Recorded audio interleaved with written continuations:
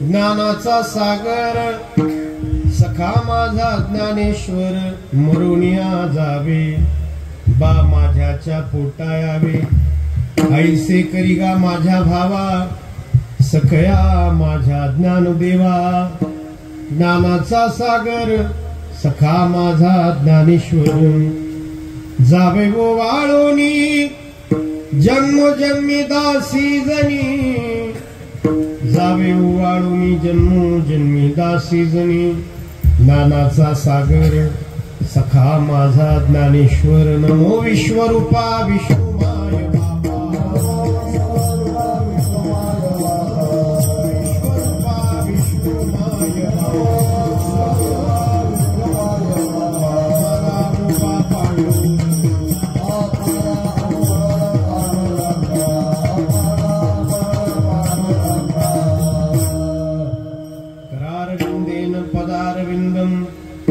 मुखारविंदे विनिवेशयन्तं वटस्य पत्रस्य पुटे शयानं बालं मुकुन्दं मनसा स्मरामि लोकाभिरामं रणरंगधीरं राजीवनेत्रं रघुवंशनाथं कारुण्यरूपं करुणाकरन्तं श्रीरामचन्द्रं शरणं प्रपदे मनोजवं मारुततुल्यवेगं जितेन्द्रियं बुद्धिमतां वरिष्ठं वातात्मजं वानरयुथ मुख्यं श्रीरामदूतं शरणं प्रपद्ये श्रीरामदूतं शरणं प्रपद्ये कृपाळ उदार माझा ज्ञानेश्वर तया नमस्कार वारंवार न पाह्याती कुळाचा विचार भक्त करुणाकर ज्ञानाबाई जया पूजिले आदरे पांडुरंगे विमानस्थ केले प्रयाण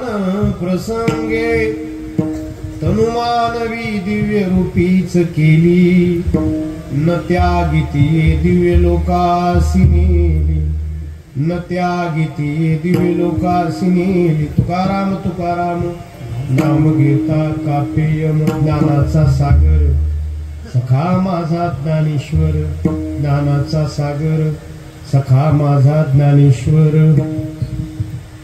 सेवेसाठी निवडलेला अभंग वारकरी संप्रदायातील महिला संत मांदेआळी पैकी प्रसिद्ध संत संत श्रेष्ठ श्री जनाबाई महाराज यांचा विश्वमाऊली ज्ञानेश्वर महाराजांशी आपलं नातं काय ते जगापुढे सांगणारा अभंग आजच्या या एकादशीच्या हरिदिनीच्या सेवेसाठी मी तुमच्या समोर मांडला आहे.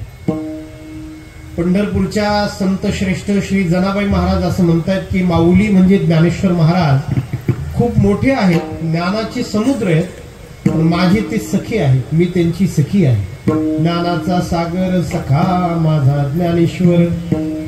जनाबाई महाराज म्हणतात नुसतं एक नातं नाही आमचं माऊलींशी, तर माझं दुसरं नातं माऊलींशी असं आहे की माऊलींकडे पाहिल्यावर मला असं वाटतं की मरावं आणि त्यांच्या पोटी जन्माला यावं, लेक व्हावं त्यांची, ते माझी वडील असावे. मरोनिया जावे बा माझ्याच्या पोटा यावे. जनाबाई महाराजांची भावना अशी की नुसतं त्यांच्या पोटी यावं, मुलगी व्हावं, त्याही पेक्षा त्यांची बहीण व्हावं, ते माझे बंधू असावे. काहीसे करीगा माझ्या भावा, माझे आपण भाऊ बंधू असावे. आणि शेवटच्या चरणामध्ये जनाबाई महाराजांची इच्छा आहे की माऊली नाही तुमची सखी होता आलं, नाही तुमची मुलगी होता आलं, नाही तुमची बहीण मुक्ताई होता आलं, तर कमीत कमी असं जीवन बनवा की तुमच्याहून ओवाळून जाता यावं, समर्पित होता यावं. जावे ओवाळूनी जन्मो जन्मी दासी जनी. अशा गोड अर्थाचा अगदी भावनेत भिजलेला सगळ्यांच्या परिचयातला वारापैकी गुरुवारच्या अभंगामध्ये भजनी मालिकेमध्ये जोग महाराजांनी टाकलेला एक प्रसिद्ध अभंग आजच्या या कीर्तन सेवेच्या निमित्ताने तुमच्या समोर मी मांडला आहे. पांडुरंगाची मंदिराची ही पवित्र भूमी अत्यंत प्राचीन पुरातन अत्यंत दैवी अशी ही पवित्र भूमी श्री विठ्ठल रुक्मिणी मंदिर बारावी परिसर या मंदिराच्या प्रांगणामध्ये पटांगणामध्ये प्रतिवर्षी संत श्रेष्ठ तुकाराम महाराजांच्या नावाने वारकरी संप्रदायाच्या साठी कार्यरत असणारे हे मंडळ श्री तुकाराम महाराज वारकरी मंडळ, या मंडळाकडून अखंड हरिनाम उत्सव सोहळा आणि त्या निमित्ताने तुकाराम महाराजांच्या गाथेचा पारायण सोहळा गेली 17 वर्ष या ठिकाणी संपन्न होत असतो. त्याचं हे 18वं वर्ष आहे. म्हणजे 1.5 तप आपण पूर्ण केलेली आहे. 12 आणि हे 6 1.5 तपपूर्तीचा हा भव्य आणि दिव्य सोहळा आपण सगळे पनवेल, खालापूर, कर्जत तालुका वारकरी आपण या ठिकाणी तुकाराम महाराजांच्या अनुग्रह दिनाच्या निमित्ताने म्हणजे माघ शुद्ध दशमी काल ती तिथी होती, त्या निमित्ताने आपण सगळे संपन्न करत असता याही वर्षी हा सोहळा आपण संपन्न करत आहात. आजची ही 3ऱ्या दिवसाची कीर्तन सेवा मंडळाने माझ्याकडे दिली. या मंडळाचे अध्यक्ष श्री मोहन शेठ बाळाराम लबडे यांनी संपर्क करून श्री हरिदासजी महाराज पालवे शास्त्री यांच्या संपर्काने माझ्यापर्यंत पोहोच केली. मंडळाचे कार्याध्यक्ष, उपाध्यक्ष, सचिव, खजिनदार, सहखजिनदार, या उत्सवाला झटणारी सगळी ही मंडळातली वारकरी मंडळी, त्यांची मेहनत इथं आल्यानंतर पाय ठेवल्यानंतर लगेच अगदी खाली पार्किंगच्या बोर्ड पासून लक्षात येते की सुव्यवस्थित अगदी नियोजनपूर्ण अत्यंत देखणा भव्य आणि दिव्य हा उत्सव पांडुरंगाचा आपण सर्व करत असता. या मंडळाला सहकार्य आणि दानाचं, सहभागाचं आपण सगळे कार्य करत असता. आपण सर्व माता भगिनी, पुरुष बांधव, ही सगळी पनवेल, खालापूर, कर्जत तालुक्यातली सगळी कीर्तनकार मंडळी. सुरेश महाराज उपस्थित आहे, बाबांनी चांगली चाल म्हटली. कोकण रत्न मृदुंगाचार्य श्री मधुकरजी महाराज धोगडे यांनी गोड साथ केली. ओंकार दादाने चांगली साथ केली. आमच्या आळंदीचं रत्न आदरणीय हरिभक्तीपरायण श्री दराडे महाराज शास्त्री युवा कीर्तनकार, ते या निमित्ताने उपस्थित आहेत आपल्या सप्ताहामध्ये. ही सगळी आमची कीर्तनकार मंडळी, आपल्या सगळ्यांना मी नमस्कार करतो. माझ्यासोबत देवीदास महाराज या निमित्ताने आलेले आहेत. मिळालेला वेळ मला जशी पांडुरंग बुद्धी देईल, जशी सेवा मोडकी तोडकी माझ्याकडून करून घेईल, तशी मी सेवा करण्याचा प्रयत्न करेन. विठ्ठल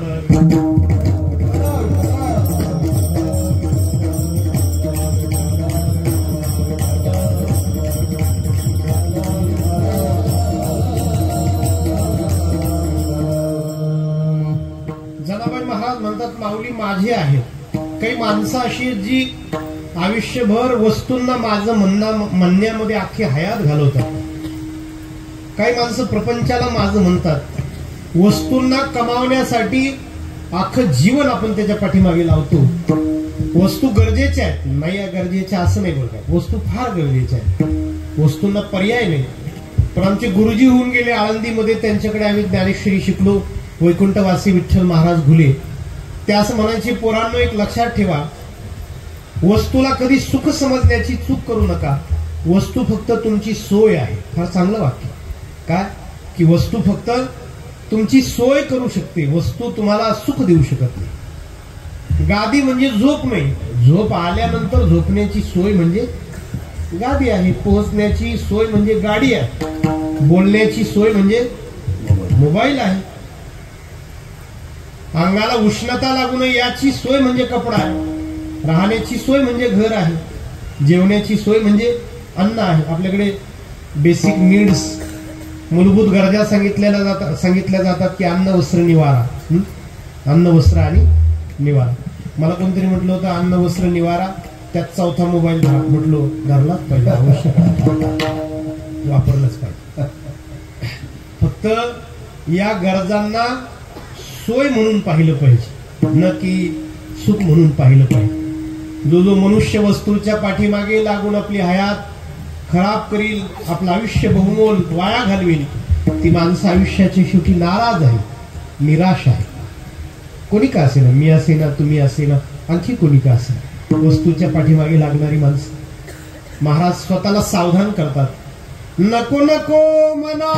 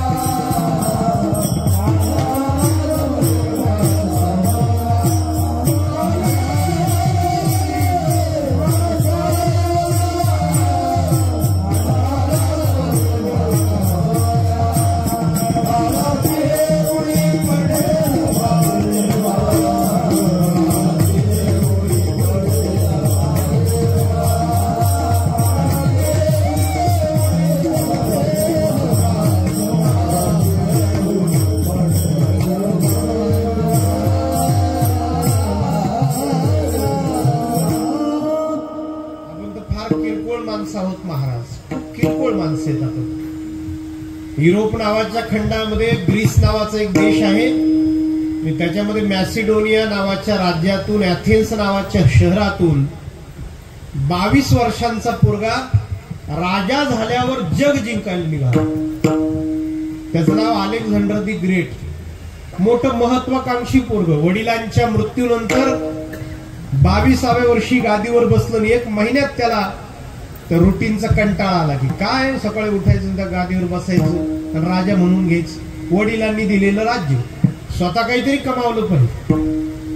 त्याने विचार केला जग जिंकावं, काय महत्वाकांक्षा असली पाहिजे. त्याचं नाव अलेक्झांडर दी ग्रेट. सिकंदर म्हणतो आपण त्याला, सिकंदर. 22 वर्षांचा पोरगा. आई जवळ गेला, आईला विचारला, आई मी जग जिंकायला निघालो, लवकरच परत येईल, काय आणू तुझ्यासाठी आई? ताईने सांगितलं, बाळा तू भारत नावाचा देश जिंकणार आहेस का? म्हटले नक्की. शेवट तर म्हटले तो भारत जिंकल्यावर तिथून गंगा नावाची पवित्र नदी वाहते, त्या गंगा नावाच्या पवित्र नदीचं पाणी आण. म्हणतात जगातलं सगळ्यात मधुर, गोड आणि सगळ्यात पवित्र पाणी होली वॉटर, पवित्र पाणी त्यांच्या भाषेमध्ये होली वॉटर. तर ते पवित्र पाणी तू माझ्यासाठी आण. म्हटले ठीक आहे. तो त्याच्या बायकोला भेटला. बायकोचं नाव होतं कार्नेलिया. अप्रतिम देखणी मुलगी होती, 20 वर्षांची राणी. तिला विचारलं, मी जग जिंकायला निघालो, काय आणू तुझ्यासाठी? त्या कार्नेलियाने सांगितलं होतं की तुम्ही जगामध्ये जिथं जिथं जिंकाल तेव्हा माझ्यासाठी पहिल्यांदा त्या शहराची बाजारपेठ, त्या बाजारपेठेत जा, चांगले चांगले दागिने माझ्यासाठी आणा. बाय माणूस, सोन्यामध्ये जीव अडकलेला राहतो. बाय माणसाचा, भगिनीचा जीव 2 सोन्यात अडकलेला राहतो. एक तर तिचं सोन्या, बाळ तिचं लेकरू, आणि एक गळ्यातलं सोनं. माझ्यासाठी सोन्याचे दागिने आण. म्हटले ठीक आहे. त्याचा एक गुरुबंधू होता, मित्र होता, अरस्तू, एरिस्टॉटल. तत्वज्ञ होता, संत होता, फिलॉसॉफर होता. त्या अरस्तूला तो भेटला आणि त्याने सांगितलं, मित्रा मी जग जिंकायला निघालो, काय आणू तुझ्यासाठी? तर त्या अरस्तूने, त्या अरिस्टॉटलने सांगितलं होतं, तू भारतात जाशील तर तिथं भगवद्गीता नावाचा ग्रंथ मिळतो, तो माझ्यासाठी आण. म्हणजे ठीक आहे. सगळ्यात शेवटी तो त्याच्या गुरु जवळ गेला. त्याच्या गुरुचं नाव होतं सुकरात, सॉक्रेटिस. पाया पडला की गुरुजी मी जग जिंकायला निघालो, काय आणू तुमच्यासाठी? आपण असं कुठे निघाल्यावर मित्रांना विचारतो, कोल्हापूरला आपण निघालो की विचारतो काय आणू? मित्र मोठे हुशार, ते म्हणतात चपला चपला. काय आणू? गुरुला जेव्हा त्याने विचारलं तेव्हा गुरुने सांगितलं होतं की तू जेव्हा भारत जिंकशील तेव्हा एखादा साधू, संन्यासी, महात्मा तुला भेटेल, खाली बैस, पाया पड. थोडा वेळ काढून त्या महात्म्याला, त्या साधूला, त्या संन्याशाला विचार की महाराज काय जिंकलं म्हणजे जग जिंकलं, काय मिळवलं म्हणजे जग मिळवलं. म्हणजे ठीक आहे महाराज. वयाच्या 22व्या वर्षी निघाला तर 62व्या वर्षी त्याने जग जिंकून पूर्ण केलं. 22 ते 62 किती वर्ष घालवली? काय नाही, फक्त 40 नाही, फक्त 40 वर्ष घातली आयुष्यातील बहुमोल वर्ष, अनमोल वर्ष, अत्यंत महत्वाची वर्ष. काळ सरताना आपल्या लक्षात येत नाही किती किती महत्वपूर्ण आहे काळ, संपणारा काळ. मला काय सांगितलं होतं महाराज, ते मी मोबाईल घेतो, रात्री अंथरुणावर पडतो 10 वाजता आणि सहज म्हणून मोबाईल उघडतो, ते रील्स पाहायला सुरुवात करतो. ते शॉर्ट व्हिडिओ छोटे छोटे असतात, ते 15 सेकंदाचे, 20 सेकंदाचे रील्स. 4 कधी वाजतात सकाळचे ते कळत नाही. म्हणलं काय माणूस होतो, तुला एखादा पुरस्कार फेकून मारला पाहिजे. इतका वेळ आणि एवढ्या किरकोळ गोष्टीसाठी एवढा अनमोल वेळ. काय माणसाला तर तो दिवसभराचा जर डाटा नाही संपला तर त्यांना वाईट वाटतं. म्हणजे तो परत जातो ना, दुसऱ्या दिवशी तो भेटत नाही. काय दिवसाला राहतो 1.5 GB 2 GB. ते काय माणसं आज काय बा ते मोबाईल चालवायला वेळच नाही मिळाला, वाया गेला डाटा. आजचा डाटा वाया गेला. म्हटलो डाटा वाया जाऊ दे, पण ते पाहता पाहता तू अख्खा वाया गेला. त्याच काय, वेळ फार अनमोल आहे महाराज असं म्हटले. नका करू नाश आयुष्याचा, आयुष्याचा नका करू नाश आयुष्याचा. मला समाज माफ करेल, समाजातला पोरगा आहे, जाऊ द्या, चुकला, माफ करा. आपल्याला गाव माफ करेल, गावचा पोरगा आहे, जाऊ द्या. आई वडील तर ते तर करुणेचे सागर आहे, माफ करतीलच महाराज. देव तर माफ करेल, तो तर दयानिधान आहे. संत तर आईच्याच अंतकरणाचे. जगात एक गोष्ट आहे, तो कधीच माफ करत नाही, त्याचं नाव काळ. संपला संपला, माफच नाही करत. तर एक 2 सेकंदाच्या दुर्लक्षावून झालेला अपघात, आणि त्यात जर आपण हात गमावला, हात, आयुष्यभर तुम्ही त्या काळाकडे भीक मागत राहा. देवाला पाजर फुटेल, संतांना फुटेल, आई वडील तर माफ करतील, समाज म्हणेल की जाऊ द्या. काळ नाही तो हात परत देणार. काळ फार निष्ठुर आहे, काळ अत्यंत निष्ठुर, आणि त्याने तो घालवला जग जिंकण्यामुळे. 22 ते 62 40 वर्षामध्ये त्यांनी जग. मला असं वाटतं की त्याला हसायचं काही कारण नाही. आपणही म्हातारे जग जिंकण्याच्याच नादात झालो का नाही. म्हणजे समजा आपलं जग छोटं असेल ना, आपणही त्यासाठीच तर काळ घातलेला आहे. अनमोल असं आयुष्य तारून नाही की नाही. आणि सगळं घेतलं. गीता नावाचा ग्रंथ घेतला, गंगा नावाच्या नदीचं पाणी घेतलं, दागिने घेतले बायकोसाठी, परत फिरून निघाला वापस त्याच्या अथेन्स नावाच्या नगरीला. जाताना त्याचे हातपाय सुजले. त्याचा मित्र होता सेल्युकस, सेनापती होता त्याचा. त्या सेल्युकसला त्यांनी सांगितलं, बघ जरा, तपास माझी नाडी, बघ कुठला आजार आहे. सेनापतीने त्याची नाडी तपासली, सांगितलं, राजा सांगू नये, पण गंभीर आजार. म्हणजे मी कधी बरा होईल. होणारच नाही राजा, तू हा आजार तुला सोबत नेणार. अरे बापरे, म्हणजे मी मरणार. म्हटले राजा मरणार. किती दिवसात मरणार. सेनापतीने वैद्याने सांगितलं, असं मरण सांगायचं नस. म्हटले सांग, मित्र आहेस तू माझा, तुला शपथ आहे माझी. कधी मरणार. म्हटले तुझ्या नाडीचे ठोके सांगतात की तू परवा मरणार. त्याच्या पायाखालची जमीन सरकली महाराज. परवा मरणार.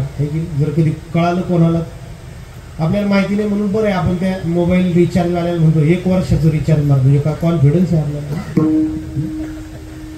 कबीर महाराजांचे का भाऊ, मत करना अभिमान दे बंदे, मत करना अभिमान, तेरे जैसे लाखों आए, लाखों इस मिट्टी ने खाए, मत करना. मी परवा एक वाक्य वाचलं, कभी अपने आप पे बहुत गुरूर आहे. गुरूर म्हणजे अहंकार. कधी आपले माणसाला असतं ना की मी फार देखणं आहे. माणसाला कधी असं वाटत असतं की मी फार मोठा माणूस आहे. कधी असंही वाटतं की मी फार चांगला बोलतो, मी फार ज्ञानी आहे. तो ते वाक्य असं, कभी अपने आप पे बहुत गुरूर आहे, तो मिट्टी से पूछना सिकंदर आजकल कहा. थोडं मातीला विचारावं की सिकंदर कुठे. ती माती सांगेल गाडून टाकू, ठेवणार सुद्धा नाही अजिबात, बिलकुल. कभी अपने आप पे बहुत गुरूर आहे. असं वाटलं, समजा आता मी कीर्तनकार, मला असं वाटलं की वा काय मी बोलतो गड्या. तर मातीला थोडं मी बोललं पाहिजे की बाबा कुठे तो सिकंदर, जो सर्वोत्कृष्ट वक्ता. म्हणजे तो असा वक्ता होता महाराज तो सिकंदर. त्याचं सैन्य जर उपवाशी असेल आणि समोर जर त्याला आक्रमण करायचं असेल, राज्य जिंकायचं असेल, आणि त्याला असं वाटलं की स्वयंपाकात वेळ नको घालवायला, तर तो जेव घालत नव्हता सैन्याला. तो सैन्याला असं रांगेत उभं करायचं आणि त्यांना भाषण द्यायचं. आणि त्या भाषणाने ती सैन्य तहानभूक विसरायचं आणि त्या राज्यावर आक्रमण कर. म्हणजे काय वक्ता असेल तो. म्हणजे 2-4 कीर्तनकार तर नाश्त्यात खात असेल. काय वक्ता असेल महाराज. हा काय बोलला असेल. मिट्टी से पूछना सिकंदर आजकल कहा है की. तो सिकंदर, त्याला जेव्हा कळालं परवा मरणार आहे मी, तेव्हा त्याने मित्र, तुम्ही लाखो वेळा हा प्रसंग ऐकला असेल, त्याने सांगितलं होतं की मला जेव्हा माझ्या अथेन्सला न्याल शवपेटिकेतून, ती पेटी असते त्यांच्याकडे बंद, त्याच्यात मृतदेह ठेवला जातो, तर तिला छिद्र पाडा, 2 माझे हात बाहेर काढा, रिकामे हात. अंतयात्रेमध्ये जग माझा उदो उदो करेन, जगाला कळू द्या की सिकंदर येताना जसा आला रिकाम्या हाताने, जातानाही तसाच गेला. लाया था क्या सिकंदर दुनिया से ले चला क्या, ये हाथ दोनों खाली बाहर कफन से निकले. लाया था क्या सिकंदर दुनिया से ले चला, ये हाथ दोनों खाली बाहर कफन से निकले. म्हणून कोणी का असेना, सिकंदर असेना, नाही तर मी असेना, अजून कोणी असेना, महाराज ज्याने फक्त वस्तू कमावल्या तो आयुष्याच्या शेवटी पराजित आहे. येत आहे. फार मोठ्या माणसाला मी भेटायला गेलो. 15 वर्ष आमदार होते आणि 5 वर्ष माझी राज्यमंत्री होते, ऊर्जा राज्यमंत्री. मी भेटायला गेलो नाशिकला, आमचे नातेवाईक होते. 15 वर्ष आमदार, 5 वर्ष ऊर्जा राज्यमंत्री. मी भेटायला गेलो तर बंगल्याच्या गेटला मी वॉचमनला विचारलं, साहेब कुठे? त्यांनी सांगितलं आतमध्ये आजार पण होतो. या प्रसिद्ध माणसांच्या पाठीमागे आपण फार पळतो ना, द्या एक सेल्फी, द्या सेल्फी. माझं म्हणणं आहे, ज्यांना तुम्ही स्टेजवर भेटता नक्की भेटा, पण ज्यांना तुम्ही स्टेजवर भेटता त्यांना तुम्ही त्यांच्या आयुष्याच्या शेवटच्या काळामध्ये हॉस्पिटलच्या बेडवर पण भेटा. जीवन कळेल, जीवन लक्षात येईल. स्टेजवर तर भेटलंच पाहिजे, पण बेडवर, हॉस्पिटलच्या बेडवर पण भेटलं पाहिजे. मी विचारलं होतं त्या माणसाला की साहेब कुठे? म्हणे आतमध्ये. म्हणलं जेवले का? त्यांनी सांगितलं मला काय माहिती, मी वॉचमन. मी आतमध्ये गेलो, ती भांडी घासणारी बाई, स्वयंपाकीन बाई भांडी घासत. तर मी विचारलं साहेब जेवलं का? तिने सांगितलं मला काय माहिती, मी स्वयंपाक केलाय, पलंगाखाली डाळ भात सरकवून दिला. मी गेलो तर डाळ भात एकत्र केला आणि त्या माणसाला घालायला लागलो. 15 वर्ष आमदार, 5 वर्ष ऊर्जा राज्यमंत्री, आणि त्यांच्या डोळ्यातून अश्रू ओघळत होते आणि त्या भातात मिसळायचे, कारण जेव घालणार कोणी नव्हतं.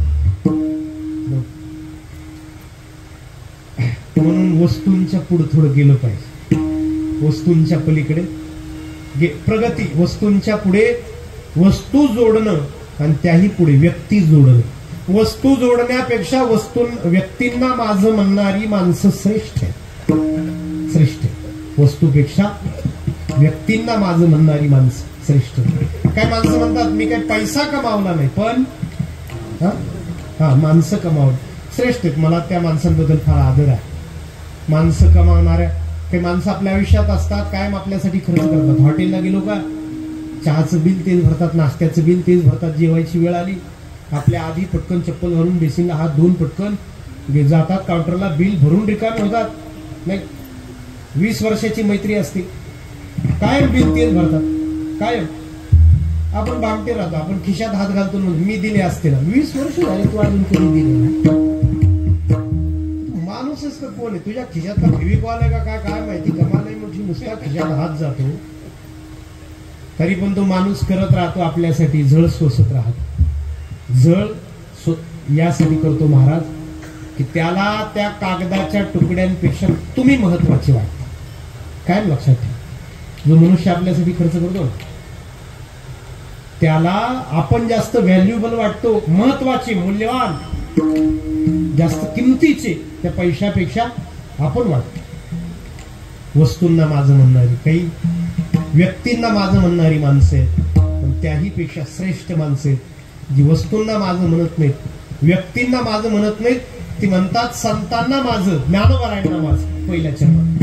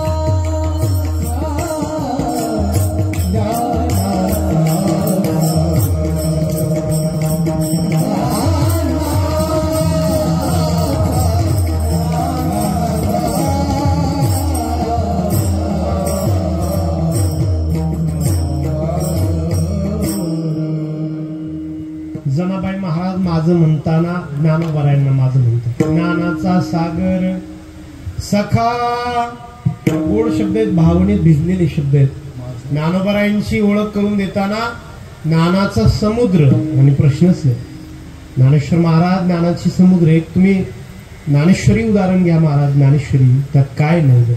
तुझं ज्ञान विज्ञान तैसे वाटोनी देऊ. प्रपंचातली जर समस्या असेल तरी सुद्धा ज्ञानोबारायांकडे जा, आणि अध्यात्मातल्या समस्येला तर ज्ञानोबाराय आहेतच आहे. भाग्यवान आपण महाराष्ट्रातली माणसं. कसलीही समस्या असेल तर तुम्ही संतांना विचारा, उत्तर आहे. महाराष्ट्रातल्या माणसाला व्यर्थ वेळ दवडण्याची मुभा नाही. का नाही? कारण आपल्याकडे गाथा आहे, कारण आपल्याकडे ज्ञानेश्वरी. तासन तास कट्ट्यावर गप्पा मारत निंदा करत बसण्याची महाराष्ट्रीयन माणसाला परवानगी नाही. माणसं बसतात बघा, हा असा तो तसा, 2 तास निघून जातात त्याचे. हा असा तो तसा तो तसा. शेवटचं वाक्य असतं, जाऊ दे आपल्याला काय करायचं. म्हणलं 2 तास काय चाललं होतं, काय नाही, का अभंगात प्रवेश चालला होता, का प्रस्तावना चालली होती, का प्रास्ताविक. महाराष्ट्रातल्या माणसाला नाही परवानगी. का? कारण घरात ज्ञानेश्वरी, कारण घरात गाथा आहे. मी कुंभाला जाऊन आलो होतो, तिथे एक पार्टी स्वागत करते. अयोध्ये मार्गे गेलो होतो आम्ही, तर त्या रस्त्यावर एक बोर्ड आहे की देवभूमी उत्तर प्रदेश में आपका स्वागत. त्यांना मोठा अभिमान आहे की आम्ही देवभूमीतली माणसं. खरी गोष्ट आहे. मथुरा त्यांच्याकडे, काशी त्यांच्याकडे, अयोध्या त्यांच्याकडे, बद्री, केदार, गंगोत्री, यमुनोत्री, सोनप्रयाग, रुद्रप्रयाग, कर्णप्रयाग, देवप्रयाग सगळं त्यांच्याकडे. त्यांना अभिमान आहे त्याचा. तसं आपल्यालाही अभिमान असला पाहिजे की आम्ही संत भूमीतली माणसं. मी एकदा एका कार्यक्रमाला हजर होतो, नाही का, नेत्याने एक वाक्य सांगितलं होतं. नेता असं म्हटलं होतं स्टेज येऊन की महाराष्ट्र करंट आहे, कारण महाराष्ट्राला पंतप्रधान पद मिळालं. महाराष्ट्राचा काही अजून पंतप्रधान झाला नाही, एवढ्यात काही होणार असं वाटत. माझी इच्छा आहे बघा, पण होईल असं काही दिसत नाही बस. पण मला त्या करंट हा शब्द त्याचा झोमला जरा, मला आवडला नाही. मला मी असं म्हटलं, बरं नेता पुरा मार मोठा होता, पण मला आभार मानायला उठवलं पोरांनी. तरुण पोरांचा कार्यक्रम, गणपती, पुढचा गणपती फेस्टिवल. तर पोरं म्हटली कार्यकर्ते तुम्ही आभार माना. मी उठलो आणि म्हटलं होतं की साहेब आपण म्हणालात की महाराष्ट्र करंट आहे, कारण महाराष्ट्राला पंतप्रधान नाही मिळाला. वारकरी संप्रदायाचे पाईक म्हणून मी आपल्याला सांगतो की महाराष्ट्राला पंतप्रधान नाही मिळू द्या, पण महाराष्ट्र संत प्रधान हे त्यापेक्षा जास्त. म्हणजे आम्हाला ही जास्त महत्वाचं वाटतं की तुम्ही कितीही टेन्स मध्ये, कितीही तणावामध्ये, टेन्शन मध्ये असाल तर तुम्ही गाडी काढायची आणि 3 तासामध्ये, 2 तासामध्ये आळंदीला जायचं आणि समाधीवर डोकं टेकवायचं. हे आपल्याला शक्य आहे, म्हणून आपण भाग्यवान. मला असं वाटतं की कधीतरी आपलं जीवन अडलं असेल तर आपण घरात जाऊ शकतो, गाथा उघडू शकतो, वाचू शकतो, महाराजांशी बोलू शकतो. किती भाग्यवान आहे आपण की गाथा उघडल्यावर साक्षात महाराज माझ्याशी बोलतात. किती भाग्यवान आहे आपण. का बरं वेळ बघायचा अधिकार नाही महाराज आपल्याला. हे ग्रंथ आहेत आपल्याकडे, आणि विशेषतः ज्ञानेश्वरी गाथा. तर ज्ञानेश्वरीतून आपल्याला कळतं की माऊली ज्ञानाची समुद्र आहे. एकच उदाहरण सांगतो मी तुम्हाला. 6व्या अध्यायामध्ये शुचौदेशे प्रतिष्ठाप एक श्लोक आहे. योग साधना करण्यासाठी जागा कशी असावी? शुचौ, पवित्र जागा असावी. तर त्या शुचौ शब्दाचा अर्थ करताना गीतेवर 800 टीका उपलब्ध आहेत भारतामध्ये. सगळ्यांनी शुचौ त्या शब्दाचा अर्थ करताना कोण म्हणतं पवित्र जागा म्हणजे पर्वत, कोण म्हणतं नदी, कोण म्हणतं यमुना, कोण म्हणतं गंगा, कोण म्हणतं नाही नर्मदा पवित्र आहे, कोण म्हणतो हिमालय पवित्र आहे, कोण म्हणतं विंध्य पर्वत पवित्र आहे, कोण म्हणतं भगवंताला नदी सांगायची आहे शुचौ म्हणजे पवित्र काठ, पवित्र जागा. माऊलींना, ज्ञानेश्वर महाराजांना जर तुम्ही विचारलं की शुचौ म्हणजे पवित्र जागा कोणती, माऊली एका वाक्यात भांडण संपून टाकतात. माऊली म्हणतात जिथं संत राहतात ती पवित्र जागा. काय व्याख्या आहे महाराज, नाही कोणा जमलीच नाही. जेथ संती वसविला ठाव की संतोषासी सावा मना होय उत्साह धैर्याचा. ज्ञान म्हणजे माऊली. आपल्याला ती ज्ञानेश्वरी अशी मिळाली म्हणून तिचं मूल्य कळत नाही महाराज.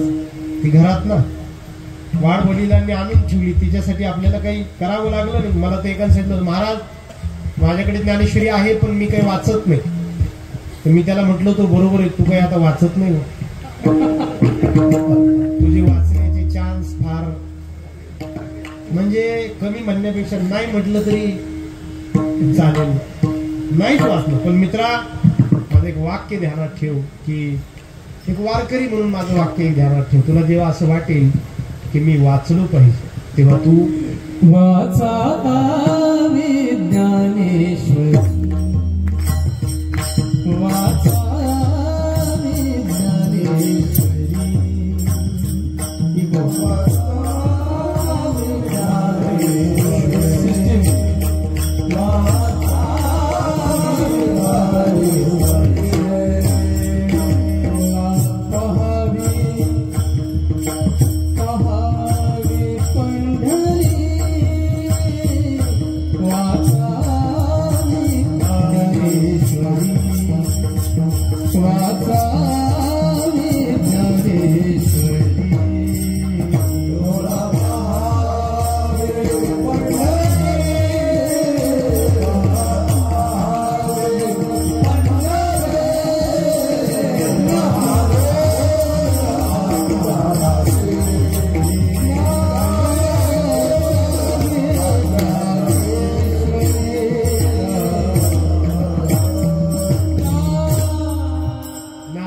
सागर. काय झालं, 1990चा काळ होता बघा. आपल्याला असं वाटतं म्हाताऱ्या लोकांचंच काम आहे फक्त ज्ञानेश्वरी वाचायचं. आपल्याला असं वाटतं की जुन्यात लोकांचं काम आहे का काय ज्ञानेश्वरी वाचायचं. तसं नाही महाराज. ते 1990चा काळ होता, 90चा. आत्ता म्हणजे हे 25 वर्ष, 24 आणि ते 10, 34 वर्षांपूर्वी भारताला संगणकांची गरज होती, कम्प्युटरची. आणि संगणक निर्माता एकमेव देश होता अमेरिका. आपण रणगाडे, तोफा, बंदुका रशियाकडून घ्यायचो. रशियाचं अमेरिकेचं चांगलं नव्हतं. पण आता संगणक रशियाकडे नव्हते म्हणून अमेरिकेला विनंती केली, संगणक द्या. तेव्हा अमेरिकेने आपल्याला उत्तर पाठवलं, रशियाकडून द्या. म्हणजे तोफा तिकडून घ्या, बंदुका रशियाकडून. आणि आता संगणक लागले, कॉम्प्युटर लागले, तर आले आमच्याकडे. तुम्हाला काय गरज आहे? इतक्या मागास देशाला संगणकाची काय गरज आहे? मागास म्हटलं देशाला, 100 कोटीचा देश भारत तेव्हा, 12 कोटी लोकसंख्येचा अमेरिका. त्याने भारताचा अपमान केला. मोठं वाईट वाटलं मला. विदर्भामध्ये अकोला जिल्हा आहे, त्याच्यात मूर्तिजापूर नावाचं गाव आहे, स्टेशन आहे. तिथे एक पोरगा इलेक्ट्रिक इंजिनियर झाला, दिल्लीला नोकरी लागली प्रसार भारतीमध्ये. त्या पोराने बॅग भरली, स्टेशनवर तो पोरगा आला, ट्रेन मध्ये बसत होता. त्याचे वडील कीर्तनकार होते, त्यांचं नाव पांडुरंग महाराज भटकर. आणि त्या प्रसार भारतीमध्ये ज्याचं काम झालं होतं, ज्याला नोकरी मिळाली होती, त्याचं नाव होतं विजय पांडुरंग भटकर. मुलाला त्यांनी थोडे पैसे दिले आणि कीर्तनकाराने पोराला ज्ञानेश्वरी दिली. सांगितलं, पोरा एवढी ज्ञानेश्वरी रोज 5 ओव्या वाचत जा, गळ्यातली माळ काढू नको, बाकी कुठेही राहा. खूप मोठा काय माझं म्हणणं आहे, फक्त गळ्यातली माळ आणि 5 ओव्या. कीर्तनकाराचा पोरगा म्हणून एवढं जप. म्हटले ठीक आहे महाराज, ठीक आहे बाबा. दिल्लीला गेला, प्रसार भारतीमध्ये काम केलं. ब्लॅक अँड व्हाईट टीव्ही होता, तर तो रंगीत केला त्याने, शास्त्रज्ञ झाला. त्या दिवशी ज्ञानेश्वरी वाचत बसले होते. त्यांना कळालं होतं की अमेरिकेने फार अपमान केला माझ्या देशाचा. माझ्या देशाला त्यांनी मागास म्हटलं. ते 12वा अध्याय वाचत होते, एक ओवी डोळ्यासमोरून गेली. 12व्या अध्यायातली, विषकी आहारी पडे, समुद्री पायवाट जोडे, एक वाघ ब्रह्म थोपडे, अभ्यासे केले. त्या ओवीचा अर्थ आहे, मनुष्याने जर प्रयत्न केला, अभ्यास केला, तर मनुष्य समुद्राला पूल बांधू शकतो आणि मनुष्य विषाचं जेवण करू शकतो. त्या ओवीचा अर्थ आहे तसा. त्यांनी ज्ञानेश्वरी झाकली, पण डोक्यातून ती ओवी जाईना. त्यांना असं वाटलं की मनुष्य जर एवढं करू शकतो तर संगणक नाही का बनवू शकत. कपाळावर बुक्का, गळ्यात माळ. पंतप्रधानांची भेट घेतली 90 साल आणि सांगितलं होतं, मी संगणक बनवतो, मला त्यासाठी एवढं एवढं लागेल, ही माणसं लागतील आणि पैसे लागतील, कारण वस्तू काही आयात करायच्या आहेत, मी बनवतो. पंतप्रधानांनी सगळी परवानगी दिली. त्यांनी 18 महिने मागून घेतले होते. 18 महिने पंतप्रधानाकडे 10 लोकांची टीम होती. आणि त्या विजय भटकर सरांनी 18 महिने नाही घेतले, तर 14 महिन्यामध्ये संगणक नाही बनवला, महासंगणक बनवला. पुढचा ऍडव्हान्स, जास्त प्रगत, जास्त वेगाने पळणार, जास्त चांगला काम करणार. त्याचं नाव 8000 परम. 93 साल उजाडलं सगळं तयार होईपर्यंत. 1993 8000 परम नावाचं ते संगणकाचं मॉडेल टेबलवर ठेवलं गेलं. उद्घाटनाचा दिवस पंतप्रधानांनी हार घेतला, त्या संगणकाला घातला. दुसरा हार घेतला. ज्याने निर्माण केला त्या विजय भटकर सरांच्या गळ्यात ते घालायला गेले तर त्यांनी तो घालू दिला नाही. इथेच अडवला. इथेच फुलांचा हार गोळा केला, पिशवीत घातला, पिशवी बंद केली. भाषणं झाली. जयवंत नारळीकर खगोलशास्त्रज्ञ त्यांचं भाषण झालं. APJ Abdul Kalam missile man, राष्ट्रपती नव्हते तेव्हा, पण मिसाईल मॅन म्हणून आले होते. त्यांचं भाषण झालं. शेवटी यांचं भाषण झालं. विजय पंतप्रधानांचं भाषण झालं. सगळे घरी निघाले. स्टेजवरून उतरले ते भटकर सर. पंतप्रधानांनी हात धरला. सांगितलं का ते एक कळालं नाही, हार घालू दिला नाही आणि घरी चालवला हार. कशाला घरी चालवला? पिशवीत घातला हार. काय करणार घरी जाऊन हाराचं? विजय भटकर सरांनी सांगितलं होतं घरी जाऊन ज्ञानेश्वरीला घाललं. तिने मला प्रेरणा दिली, तू संगणक बनवू शकतोस, तू संगणक तयार करू शकतोस. तिची प्रेरणा आहे, तिची आहेत ते सध्या नक्की भेटा तुम्ही. आळंदीला येतात, प्रवचन करतात. त्यांचं एक पुस्तक आहे ज्ञानेश्वरांची विज्ञान दृष्टी. एवढं छान लिहिलंय त्यांनी. ते असं म्हणतात त्या पुस्तकामध्ये की 1623 साली जन्माला आलेला गॅलिलिओ असं म्हणतो ना की पृथ्वी सूर्याभोवती फिरते, सूर्य स्थिर आहे. 1623 साली जन्माला आला गॅलिलिओ, युरोपचा आहे तो असं म्हणतो. पण ते विजय भटकर सर असं म्हणतात की माऊलींनी 1212ला सांगून पूर्ण केलेल्या ज्ञानेश्वरीमध्ये त्याच्या जन्माच्या 400 वर्ष अगोदर माऊलींनी एकाच ओळीत हे सांगून ठेवलंय. उद्वास्तुचेनी प्रमाणे जैसे न चलता सूर्याचे. माऊली म्हणतात सूर्य फक्त चालल्यासारखा दिसतो, एरवी तो चालत नाही. त्याच्या जन्माच्या 400 वर्ष अगोदर सांगितलं.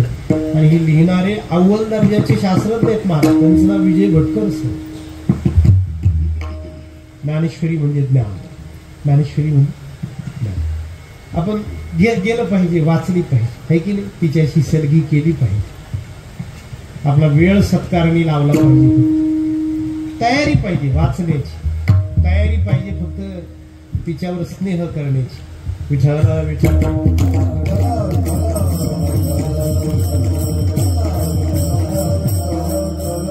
माऊलींचं वर्णन करताना जनाबाई महाराज म्हणतात ज्ञानाचा सागर सखा. सखा म्हणजे मित्र, पण थोडा फरक आहे बरं का. सखा मित्र हे जरी समानार्थी शब्द असले, बारीक थोडा फरक आहे. मित्र त्याला म्हणतात ज्याला आपण सगळी सुखदुःख सांगतो. सखा त्याला म्हणतात ज्याला सुखदुःख न सांगता कळतात. त्याला मित्र त्याला म्हणतात ज्याला सांगावं लागतं अमुक अडचण आहे रे, पण न सांगता जो अडचण जाणतो त्याला म्हणतात सखा.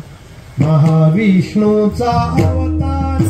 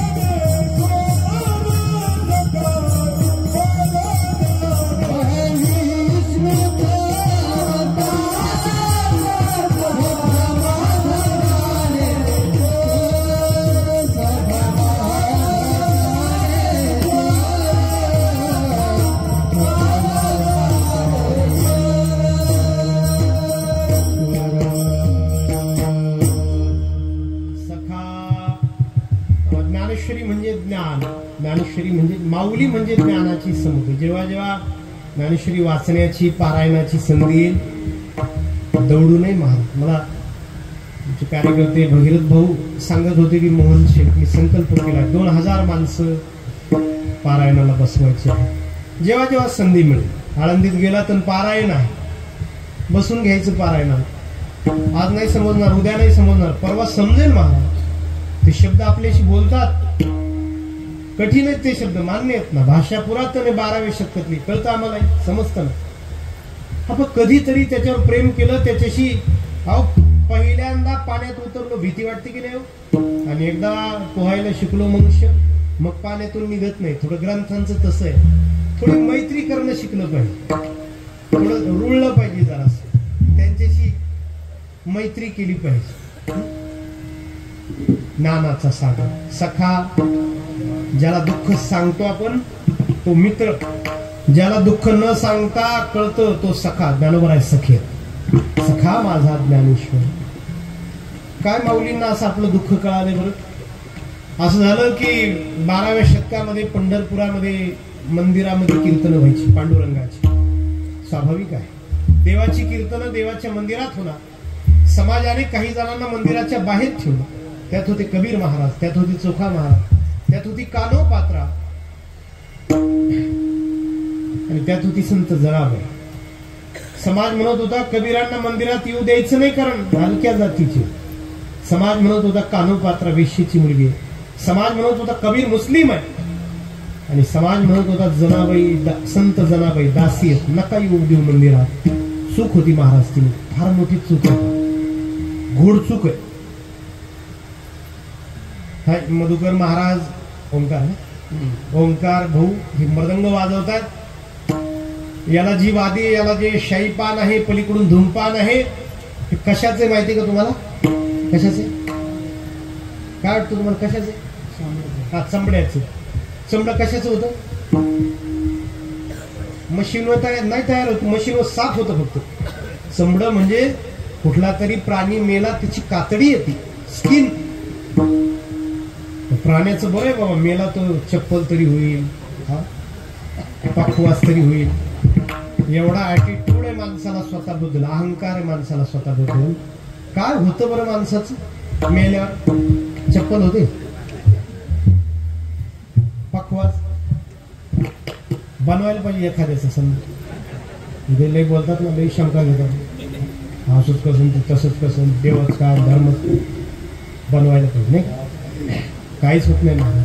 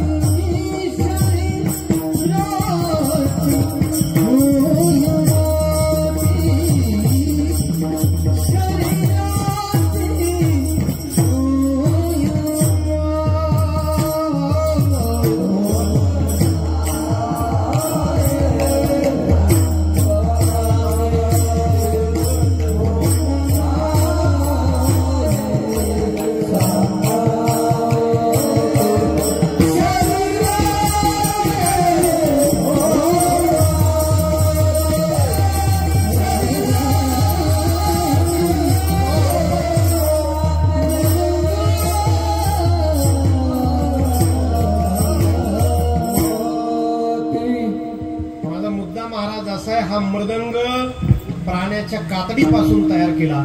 हा मृदंग जर मंदिरात चालतो ना, देवाच्या मंदिरात नेला जाईल की नाही? हा काकडा समजा आतमध्ये असेल, नेला जातो ना गाभाऱ्यापर्यंत. हा मृदंग जर कुठल्या तरी प्राण्याच्या कातडीचा आहे, तो जर देवाला आतमध्ये चालतो, मरणोपरांत कुठला तरी प्राणी जर देवाच्या पायाजवळ नेला जाऊ शकतो, तर जिवंत मनुष्याला तू आमकायस म्हणून मंदिराच्या बाहेर ठेवणं शहाणपणा होता. चूक होती ना ती, फार ती घडली समाजाकडून. ज्ञानेश्वर महाराज जेव्हा नामदेव महाराजांच्या कीर्तनाला निघाले पंढरपुरामध्ये, तेव्हा ज्ञानेश्वर महाराजांनी त्या चौघांना बाहेर बसलेलं पाहिलं.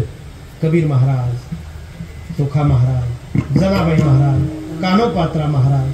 तेव्हा ज्ञानेश्वर महाराजांच्या डोळ्याला पाणी आलं. माऊली म्हणजे जीवातली अंतरित जीव आपला, पैपाई काटानी हटे ते व्यथाजीवी ओळते तैसा पुढे संकटे, किपाव शीतळताला हे ते डोळ्याची लागी होय. तैसा परसुखे जाय सुखावतू निम्न भरली यावनी पाणी ढळूची तैसा श्रांता तो शोनी जाय सामोरिया. माऊली असं विचार करतात की या चौघांना बाहेर ठेवायचं ना, आज आपण आतमध्ये मंदिरात कीर्तन आहे चांगलं नाही. ज्ञानेश्वर महाराजांना असंही वाटलं की चौघांना आतमध्ये घ्यावं, पण माऊलींना असं वाटलं की समाज बंड करून उठे, परत एकदा वाळीत टाकेल आपल्याला. कारण माऊलींनी ते चटके स्वतः भोगलेच, सोसलंय माऊलींनी सगळं. शुद्धीपत्र आणण्यासाठी जेव्हा आळंदी ते पैठण माऊलींनी प्रवास केला, तेव्हा ज्ञानेश्वर महाराजांच्या मागे असणारी एवढीशी चिमुरडी मुक्ताई तिने प्रश्न विचारला माऊलींना. ऊन खूप पडलंय, तिच्या पायात काहीच नाही, चटके बसायचे, आणि ती वैतागून विचारते की दादा हे शुद्धीपत्र काय असतं आणि ही मुंज नेमकी काय असते. तेव्हा ज्ञानेश्वर महाराजांच्या डोळ्याला पाणी आलं की आम्हाला तरी मुंज पाहिजे, आम्हाला तरी उपनयन पाहिजे. हिला काय पाहिजे की हिने का चटके खावे, हिचा काय दोष आहे, फक्त आमची बहीण म्हणून जन्माला आली एवढाच ना दोष हिचा. ज्ञानेश्वर महाराजांच्या डोळ्याला अश्रू येतात त्या कल्पनेत. माऊलींना वाटलं परत त्रास होईल आपल्याला तोच, पण मग या चौघांना मंदिराच्या बाहेर यांना कीर्तन ऐकायचं, ऐकवलं पाहिजे. ऐका ज्ञानेश्वर महाराज किती मोठे. ज्ञानेश्वर महाराज आतमध्ये गेले, त्या दिवशी कीर्तनकाराला नामदेवरायांना सांगितलं होतं की सख्या आजचं कीर्तन आपल्याला इथं नाही करायचं, ते चौघ बाहेर बसलेत, त्यांना आतमध्ये घेता येत नाही, म्हणून आजचं कीर्तन त्यांना आतमध्ये नाही घेता येत, आपण तर बाहेर जाऊ शकतो. त्या दिवशीचं कीर्तन ज्ञानेश्वर महाराजांनी बाहेर काढलं मंदिराच्या. त्या दिवशीचं नाही, आजपर्यंत चंद्रभागेच्या वाळवंटामध्ये कार्तिकी एकादशीची कीर्तन होतात. 4 वाऱ्या देवाच्या प्रमुख. सगळ्यात मोठी भरते आषाढी, 2 नंबर भरते कार्तिकी, 3 नंबर भरते अच्छी, आज माघी. माघी फार मोठी यात्रा आहे आज पंढरपुरामध्ये. 9 वाजेला कीर्तन संपली असतील आजच्या वारीची. कुठं झाली ती? पंढरपुरात चंद्रभागेच्या वाळवंटात. आणि एक वारी चैत्री वारी चंद्रभागेच्या वाळवंटात होतात. 3 वाऱ्यांची कीर्तन, फक्त आषाढीची होत नाही कारण पूर असतो, कारण पाणी असतं. का बरं चंद्रभागेच्या वाळवंटामध्ये ही कीर्तन असतात? त्याचं कारण आहे महाराज, त्याचं कारण असं आहे की या चौघांना ऐकता यावं. जनाबाई महाराजांना, चोखा महाराजांना, कान्होपात्रेला, कबीर महाराज. ज्ञानेश्वर महाराज महाराष्ट्रातले पहिले सामाजिक क्रांतिकारी. चोखा महाराजांना शेजारी बसून त्यांना काल्याचा घास भरवणारे पहिले ज्ञानेश्वर. त्यांच्या मुखातला, त्यांच्या हातातला घास आपल्या मुखात घेऊन खाणारे, काला खाणारे ज्ञानेश्वर पहिले सामाजिक क्रांतिकारक आहेत. बरं, म्हणजे तत्वज्ञ ते आहेत, संत तर आहेत, पण पहिले सामाजिक क्रांतिकारक सुद्धा आहेत. हे जे वाक्य असतं महाराष्ट्रात कुठल्याही भाषणाच्या सुरुवातीला, मोठं चांगलं वाक्य, मला आवडतं ते. वक्ते म्हणतात की हा महाराष्ट्र आहे, पुरोगामी महाराष्ट्र आहे, शाहू फुले आंबेडकरांचा महाराष्ट्र. तर बरोबर, खूप मोठी यादी ही. छत्रपती शाहू महाराज फार मोठे, महात्मा ज्योतिराव फुले फार डोंगरा एवढं काम, बाबासाहेब आंबेडकर डोंगरा एवढे, आकाश एवढे. पण माझं फक्त इतकं म्हणणं आहे की चोखा महाराजांना शेजारी बसून त्यांना जेव घालणारे ज्ञानेश्वर महाराज, त्यांचं नाव या यादीत सगळ्यात आधी असायला पाहिजे होतं, नाही तर ती यादीच अर्धवट आहे ज्ञानेश्वर महाराजांच्या नावाशी. उद्या जर या तिघांना वाचा फुटली छत्रपती शाहू महाराजांना, महात्मा ज्योतिराव बाबासाहेबांना, ते नक्की सांगतील की तुम्ही चूक करताय का. आमच्या अगोदर चोखा महाराजांना, आमच्या अगोदर कान्होपात्रेला त्या पंक्तीमध्ये बसून संत म्हणून जेव घालणारे ज्ञानेश्वर महाराज. सगळ्या सामाजिक क्रांत्या महाराष्ट्रात जन्माला येतात. अस्पृश्यता निवारण विठ्ठलरामजी शिंदे महाराष्ट्रात जन्माला येतात. विधवा विवाह महाराष्ट्रात सुरू होतो. स्त्री शिक्षण कुठं सुरू होतं पहिलं? कुठं पण महाराष्ट्रात ना, महाराष्ट्रात सगळ्या सामाजिक चळवळी महाराष्ट्रात सुरू होतात. हा का योगायोग आहे का, लकी ड्रॉ आहे का तो? का होतात सुरू महाराज? त्याचं कारण आहे महाराष्ट्रात ज्ञानोबा तुकाराम महाराज होऊन गेले, हे त्याचं कारण आहे. हे त्याचं कारण. आपल्याला असं वाटतं चालले चालले चालले, फार मोठ्याची लेकर आहेत आपण, फार मोठ्याची लेकर.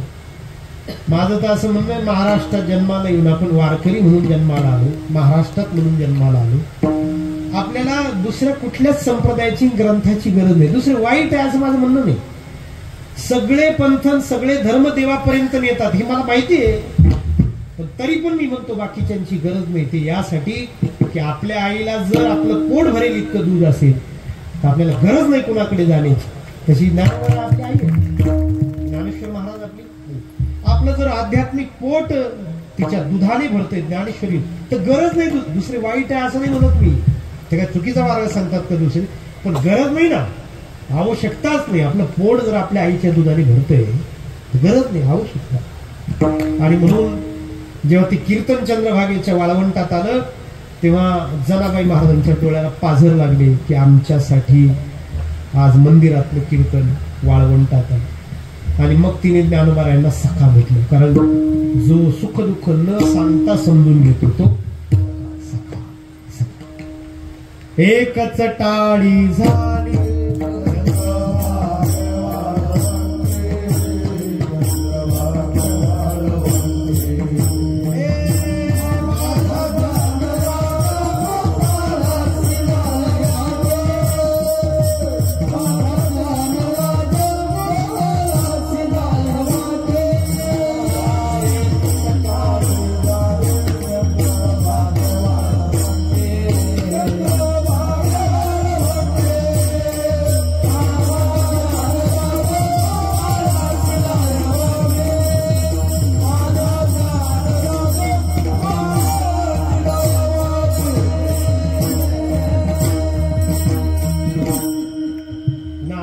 सागर सखा. पुढचा शब्द आहे माझा. माझा दोन शब्द आहेत मराठीमध्ये, आपला आणि माझा. आपला म्हणजे आपला, माझा म्हणजे माझ्या एकट्याच.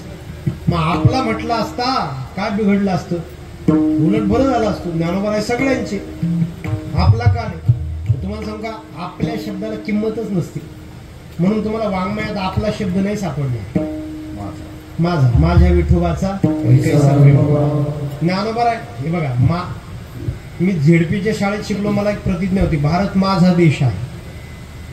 आपला का नाही, 140 कोटी जनतेचा देश आहे. का बरं आपला नाही, माझा का, कारण माझा म्हणजे मनुष्य त्याची काळजी घेतो. ती एसटीची कोणी काळजी घेतं का बरं, एसटी ती सगळ्यांचीच ना महाराज आहे की कोण मूल्य देते एसटीचं, कोपरा मधून कोपरा काय खराब केलेलं राहतो महाराज.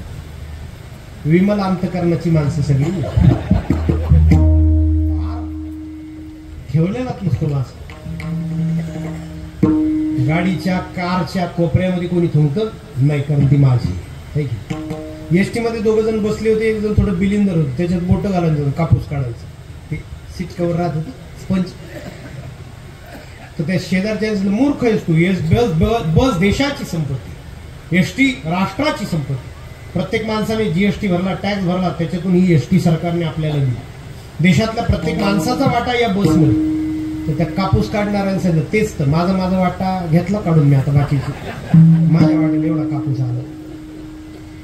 हे हाल असतात आपल्या वस्तूचे. साधू संतांना माझा शब्द आवडतो. आपला ज्ञानेश्वर महाराजांचं वर्णन करणारे 1,500 अभंग आहेत वारकरी संप्रदायामध्ये. ज्ञानोबारायांनी सोपान काकांनी वर्णन केले, ज्ञानोबारायांचं मुक्ताईने वर्णन केले, एकनाथ महाराजांनी वर्णन केले, एकनाथ महाराजांच्या आजोबांचे आजोबा भामदास महाराज त्यांनी वर्णन केले, एकनाथ महाराजांचा मुलगा हरी त्याने वर्णन केले, एकनाथ महाराजांची मुलगी गंगा तिने वर्णन केले, एक मुलगी गोदावरी तिने वर्णन केले, एकनाथ महाराजांचा मुलीचा मुलगा आहे कवी मुक्तेश्वर त्यांनी वर्णन केले, दयाळराव नावाचे संत होऊन गेले त्यांनी वर्णन केले, निळोबा महाराजांनी वर्णन केले, चोखा महाराजांनी माऊलींचं वर्णन केले, चोखा महाराजांची पत्नी सोयरा तिने वर्णन केले, चोखा महाराजांचा मुलगा कर्मवेळा त्याने माऊलींसाठी अभंग लिहिलेत, चोखा महाराजांची बहीण निर्मळा तिने अभंग लिहिलेत माऊलींसाठी, चोखा महाराजांचे मेहुणीत बंका त्यांनी अभंग लिहिलेत माऊलींसाठी, नामदेवरायांनी लिहिलेत, नामदेवरायांच्या पत्नीचं नाव आहे राजाई तिने अभंग लिहिलेत, नामदेवरायांची आई आहे गोनाई तिने माऊलींसाठी अभंग लिहिलेत, नामदेवरायांची वडील आहेत दामू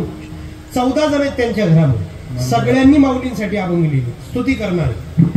निळोबाईंनी अभंग लिहिलेत, संतराज महाराज होऊन गेले इथं पुण्याची त्यांनी अभंग लिहिले, तुकाराम महाराजांनी माऊलींचं वर्णन करणारे अभंग लिहिले, तुकाराम महाराजांची बंधू आहेत कान्हया त्यांनी माऊलींचं, तुकाराम महाराजांचे नातू आहेत दोन जण आहेत त्यांनी माऊलींचं वर्णन करणारे अभंग लिहिलेत, बहिणाबाई शिवकर संत होऊन गेले त्यांनी माऊलींसाठी अभंग लिहिले, त्यांचा मुलगा विठ्ठल त्याने माऊलींचं वर्णन करणार 1,500 अभंग आहेत माऊलींचं वर्णन करणारे मी सगळे वाचले. सगळे वाचले आणि म्हणजे लॉकडाऊन मध्ये काही काम नव्हतं तेव्हा अख्खे वाचून काढले. पूर्ण 35,000 अभंग संप्रदायातले सगळ्या संतांचे अभंग सकल संत गाथा वाचून काढल्या. त्यातले 1,500 अभंग ज्ञानेश्वर महाराजांचं वर्णन करतात. ज्ञानेश्वर स्तुती प्रकरण आहे. 1,500 अभंगामध्ये एकाही संतांनी ज्ञानेश्वर महाराजांना आपलं नाही म्हटलं, माझंच म्हटलं. एक दाखवून द्या तुम्ही पहा. माझं म्हटले शेकडो प्रमाणे. साधकाचा माय बाप दरुशने हरिता सर्वभूती सुख रूप दानोबा माझा. तिथं सुद्धा कृपाळू उदार माझा ज्ञानेश्वर. ज्ञानराज आपली का माझी माझी ज्ञानराज माझी महाविष्णूचा अवतार सखा ज्ञानाबाई माझी अनाथाची माय. ज्ञानाबाई माझी अनाथाची माय. एका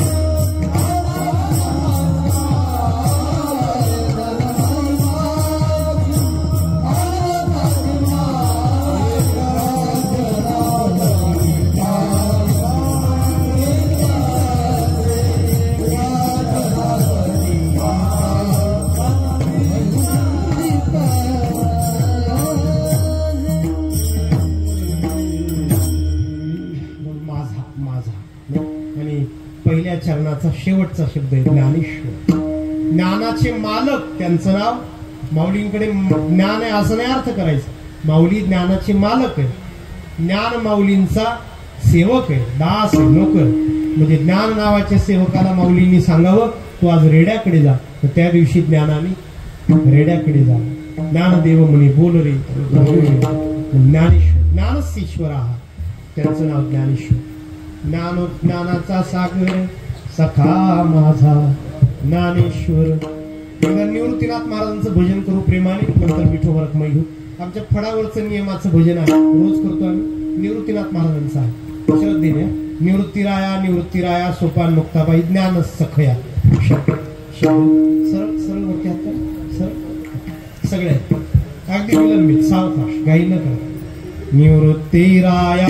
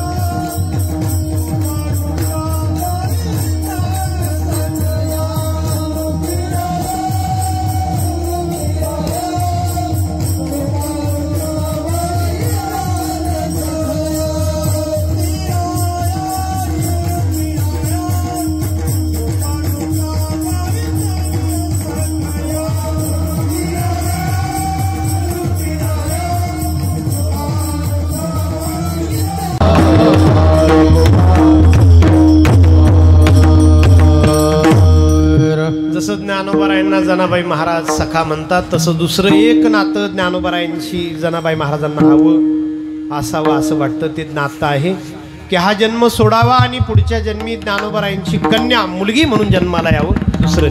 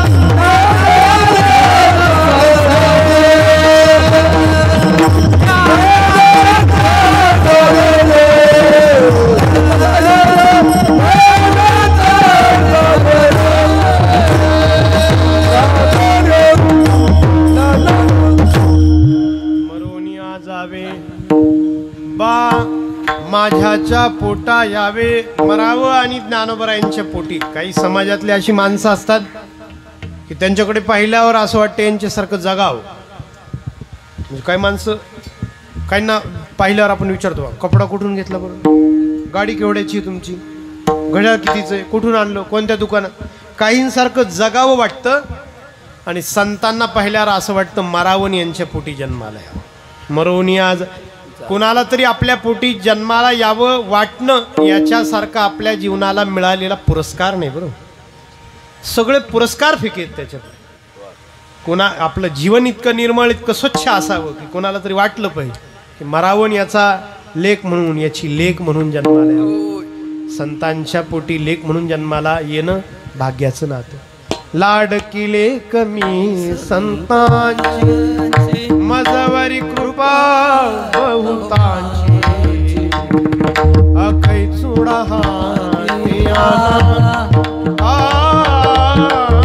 अखै चुडा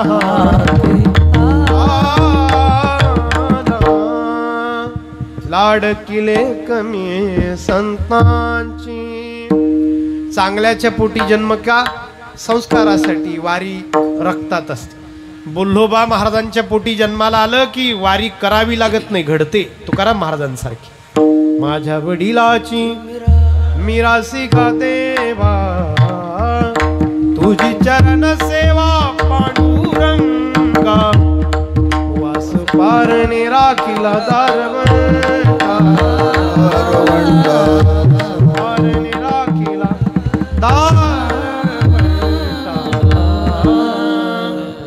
चांगल्या कुळात जन्माची धडपड संतांची संपत्तीसाठी नाही, उलट संतांकडे काय संपत्ती आहे महाराज? चांगल्या कुळात जन्माला यावं यासाठी धडपड यासाठी आहे की रक्त चांगलं मिळतं.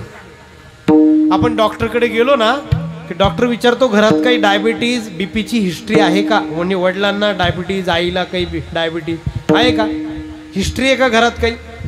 म्हणजे विकार आजार जर रक्तात येतात तर संस्कार रक्तात येत नाही का? येतात महाराज, येतात, नक्की येतात. म्हणून माझ्या वडिलाची उद्धट उर्मट पोरग पाहिलं गावात की आपण त्याला विचारतो कोणाचा रे तू, काय कनेक्शन आहे? कधी विचार केला का तू? म्हणजे शिव्या कोण देतं, वाईट कोण वागतं? ते पोरग. आपण त्याला त्याच्या बापाचं नाव विचारतो, कोणाचा रे तू? तसं कीर्तनात जरी एखादं पोरग टाळ घेऊन उभं राहिलं, छान तालात नाचत असेल, चेहरा आनंदी असेल, तर त्यालाही आपण विचारतो कोणाचा रे तू? जसं ते रक्तात येतं तसं हे पण रक्तात येतं.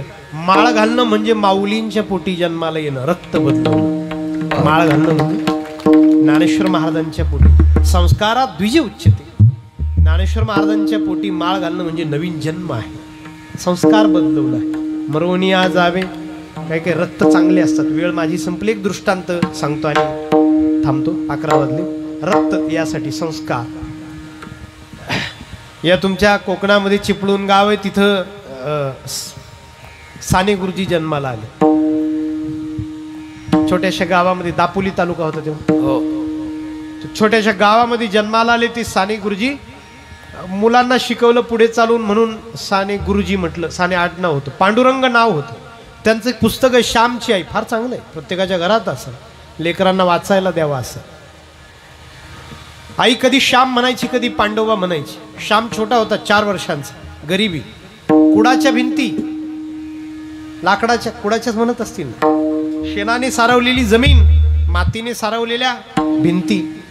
4 वर्षाच्या श्यामने आंघोळ केली, बाहेर पाऊल टाकलं, शेणाने पाय खराब झाले, कारण टॉवेल नव्हतं, पाय ओले होते स्वाभाविक. श्यामने तळपाय उचलून पाहिले, पायाला शेण लागलेलं पाहिलं. श्याम परत आतमध्ये गेला, बादलीतून परत पाणी घेतलं, पायावर टाकलं. आई स्वयंपाक करत होती कोपऱ्यात. आईच्या लक्षात आलं श्याम पाणी वाया घालवतो. आई ओरडली, श्याम बाहेर ये नाही तर मारीन. श्यामने सांगितलं, आई तुझा मार खाईन पण पाय घाण होऊ देणार नाही. मार खाईन पण पायाला शेण लागू देणार नाही. आईने काय केलं, आईने आपला पदर काढला खांद्यावरचा, खाली अंथरला, पोराचा हट्ट, स्वयंपाक बंद केला. आणि आईने सांगितलं, बाळा पदरावर पाय दे. 4 वर्षाच्या श्यामने पदरावर पाय दिले.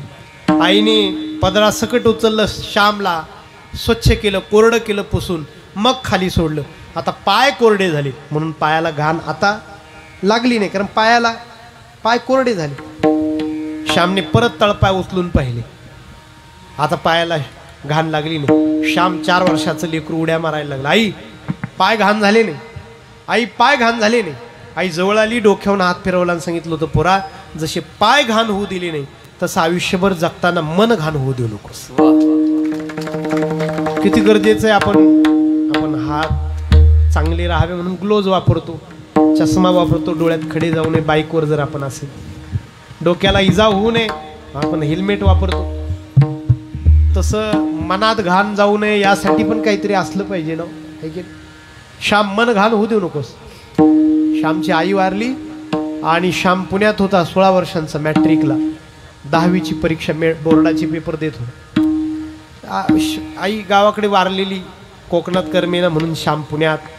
2 दिवसांचा उपवासी श्याम, पोटात काहीच नाही. मंदिरात शिरला आहे का, मुरलीधराचं कृष्णाचं मंदिर, तांब्याचा पैसा टाकलेला होता, तांबडा पैसा म्हणायची, तांब्याची नाणी होती. बाहेर चणे फुटाने शेंगदाणे विकणारा माणूस होता.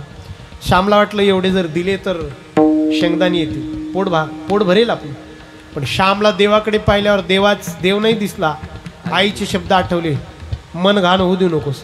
श्याम घरी गेला, या कुशीहून त्या कुशीवर, त्या कुशीहून त्या कुशीवर, झोप नाही रात्रभर. उपवाशी पोटी काय झोप लागली. सकाळ झाली, त्याच मंदिरात आला, पैसा तिथेच पडलेला होता. आणि देवाला सांगितलं, देवा तुझ्या पैशांची मी चोरी केली नाही, कारण मला आईचे शब्द आठवले, श्याम मन घाण होऊ देऊ नको. देवा माझी आई तुझ्या घरी आहे, वारली ती मागच्या वर्षी, तिला एक निरोप सांगशील का, फार पुण्यवान होती, तुझ्या पावलांजवळ असेल, तिला सांग श्याम उपवाशी झोपला पण श्यामने देवाच्या पैशांची चोरी नाही केली. तर ती तुला विचारेल की का चोरी केली नाही, तर तिला देवा तू उत्तर दे, कारण श्यामच्या अंगात तुझं रक्त आहे, तुझं रक्त चोरी करू देणार नाही. गुणसूत्र म्हणतात त्याला, हे की नाही, रक्त म्हणतात त्याला, संस्कार म्हणतात. चांगल्याच्या पोटी जन्माला येणं, माळ घालणं म्हणजे चांगले संस्कार अंगामध्ये आणणं, माऊलींचं होणं. जनाबाई महाराज त्यासाठी हरिदासाची आहे घरी मज उपजवा रक्तासाठी, चांगलं रक्त, चांगल्याच्या कुळात जन्म. मरून या जावे बा माझ्याच्या यावे, ऐसे करी गा माझ्या भावा, आपण माझे बंधू असावे. ज्ञानेश्वर माऊली